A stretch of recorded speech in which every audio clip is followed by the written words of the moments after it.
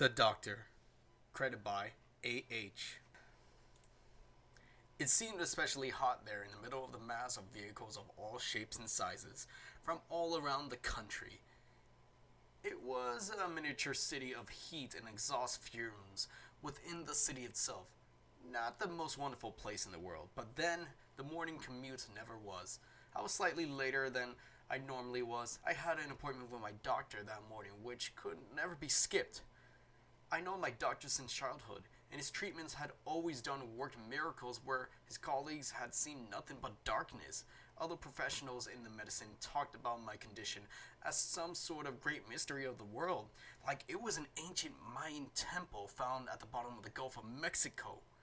My condition was chronic, deadly, and without any cure, or at least no cure until my doctor had begun treating me. The traffic moved forward a few yards. I had almost started to hope that whatever had caused the gridlock had gone away. I had disappointed by similar situations too often in the past to begin to really and truly hope for a break in traffic. I was a scientist, a rational man of our time. I couldn't be hoping. I had to work with facts and facts alone. However, traffic was indeed clearing up, and I continued down to the chemical lab where I worked. I parked my car and walked in. My co-workers were already hard at their work, hard at solving the problems of the world. Educated man of reason. Each and every one of us pushing the masses toward progress with hard information and research. We were doing real work. I continued down towards the area where I worked and sat at my desk. The lab itself was rather bleak, especially the rooms were experimentation, but I have gotten used to it. Besides, decorations were superfluous and unnecessary for hard-working men of facts. I briefly dug around in my pocket for the prescription my doctor had given me. It was in my writing, but that was only because my doctor had a hand problem. He dedicated his prescriptions to his patients, trusting their health to them. I always trusted my doctor. It was trust he had earned over the years of success. His treatments were successful, but unorthodox. My parents hadn't liked them, and the doctors my parents chose had only frowned and given me pills. My doctor didn't talk to me when I took those poison pills, so I never took them. This upset my parents very much, but I knew better. I knew my doctor knew me better than any of those other doctors. He could give me proper treatment. The newest treatment I would be undergoing was a special course newly invented by my doctor. It was truly a visionary theory. I knew so. He recommended applying firm, steady pressure to the carotid artery for periods of time between 4 and 5 hours per day to attack my conditions at the source. Ah, what a genius! What a true luminary in his field. Truly, he was the last great giant of the medical field. I had taken off my belt and fastened it tightly around my neck.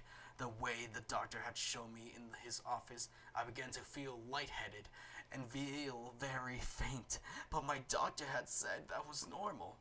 I simply focused on the slow, constricted pounding of my artery and the rasping of my breath growing steadily weaker. My doctor said this would help remove some of the discomfort I had feel while treating myself. My vision was just going black as my doctor said it would when I noticed several of my co-workers rush into my desk, fiddling with my belt.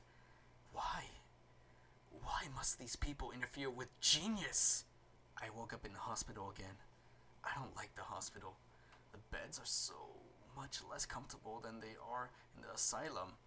From what I could gather, I had somehow gotten a belt to my room, and I was trying to kill myself with it.